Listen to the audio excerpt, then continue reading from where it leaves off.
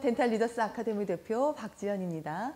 이것저것 해야 할 것이 너무나 많은 예비 엄마들, 내 아이는 건강할까? 내 건강이 아이한테 영향을 주지는 않을까?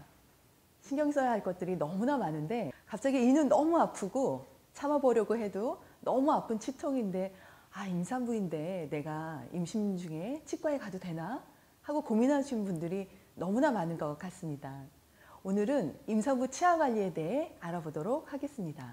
임신을 하면 호르몬 변화에도 일어나서 여성의 몸에는 많은 변화들이 일어나게 됩니다. 잇몸과 치아에도 마찬가지로 영향을 받게 되어서요. 평상시보다 약해지고 또 체온이 올라가면 세균 변식이 쉬운 구강 상태가 되곤 하죠. 따라서 임신 중에는 구강 관리가 더욱 중요하게 됩니다. 자, 임신 중에는 부드러운 칫솔물을 사용해서 잇몸을 섬세하게 관리해 주는 것이 중요합니다. 우리나라의 성인이 많이 가지고 있는 특히 흔한 질환인 치주염은 임산부일 때 혈류를 통해서 태반에 영향을 주고 또 저체중아 출산과 조산의 확률을 높일 수 있기 때문에 더더욱 관리가 중요하게 되죠. 자, 산모들은 치과 치료를 받을 때 일반 환자들과 다른 점이 있습니다. 가장 큰 다른 점은 산모뿐만이 아니라 태아의 건강도 생각해야 된다는 것이죠. 자, 산모의 구강 내 변화가 임산부한테 있어서 생리적인 변화와 연관이 있기 때문에 임산부들은 더욱더 중요하게 꼼꼼하게 체크하면서 치료를 받게 됩니다. 임신 중에도 증상에 따라 치료를 지원할 수 없는 경우가 많이 있죠. 그래서 치과에서 검진을 받아 적절한 치료를 하는 것이 바람직합니다. 임신 기간에는 호르몬의 영향으로 잇몸에 혈관 분포가 증가하게 되어서 잇몸병의 직접적인 원인이 되는 치태가 잇몸에 직접적으로 작용해서 염증을 일으키게 됩니다. 저는 양치도 열심히 하는데 왜 치태가 생기나요? 라고 생각할 수도 있지만 치태는 단순히 음식물 찌꺼기뿐만이 아니라 잇몸병과 충치를 발생시키는 여러 가지 미생물, 특히나 끈적끈적한 다당이 함께 있는 덩어리이기 때문에 더욱 임산부들한테는 관리가 중요하게 되죠. 자, 치태는 잇몸병과 충치를 발생시키는 여러 가지 미생물, 즉 끈적끈적한 다당이 있는 덩어리입니다. 자, 이 때문에 대부분의 임산부에게는 치은염이 발생하게 되는데요. 치은염은 잇몸이 빨갛게 붓고 또 피가 나고 이런 증상이 쉽게 특징을 보이기도 합니다.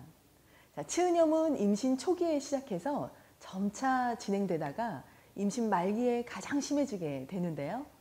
우리가 임신을 하지 않았을 때도 몸이 피곤하면 잇몸이 좀 쑤시고 붓고 양치를 할 때 피가 나는 것과 같다고 볼 수 있습니다. 자, 치은염과 치주염, 이런 치주 질환은 구강 내뿐만이 아니라 우리 몸의 전신 질환을 야기할 수 있습니다. 자, 따라서 임신성 치은염을 예방하기 위해서는 임신 전에 미리미리 스케일링을 하시는 것들이 좋겠죠. 요새는 건강보험에서 1년에 한 번씩 스케일링 보험을 적용해 주는 걸 혹시 알고 계시나요? 특히나 임산부는 자기 본인 부담금이 30%에서 10% 정도뿐이 받지 않기 때문에 치과 치료를 적극적으로 받아주시는 것을 권장하고 있습니다. 1년에 적어도 한 번씩 스케일링을 하는 거 꼭 잊지 않으셔야지 될 것 같아요. 자, 치과 치료는 임신 초기 그리고 중기, 말기에 따라서 다르지만 일반적으로는 초기와 말기보다는 중기 때 치과 치료를 진행하는 것이 훨씬 권장합니다. 자, 부득이하게 임신 초기 중에 치과 치료가 필요한 경우에는 매우 조심스럽게 접근해야 할 것 같은데요.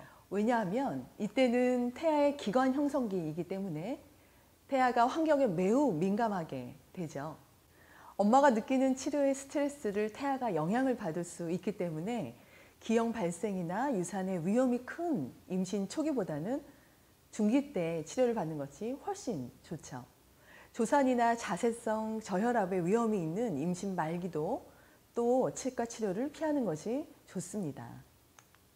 자, 임신 중에는 방사선 촬영을 하지 않아도 되는 스케일링이나 아니면 혹은 잇몸 치료와 같은 예방적 치료가 훨씬 더 좋은데요. 진행 중인 충치 치료를 받을 수 없냐고 문의들을 많이들 하시는데요.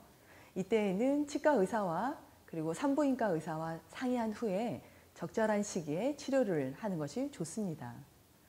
임신 초기의 방사선 촬영은 그 발육 과정 중인 태아 시기에 방사선에 대한 아주 감수성이 높아져서요.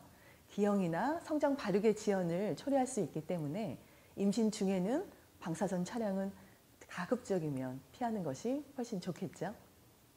자, 또한 임신 중에 일어나는 호르몬 변화는 출산 후에도 일정 기간 지속적으로 일어날 수 있기 때문에 출산 과정 중에 저하된 면역력과 몸의 변화로 잇몸이 좀 약해지면서 치아가 흔들릴 수 있습니다. 출산 이후에 산후 조리 기간에는 칫솔모의 강도가 약간 부드러운 칫솔을 사용하는 것이 훨씬 좋겠습니다.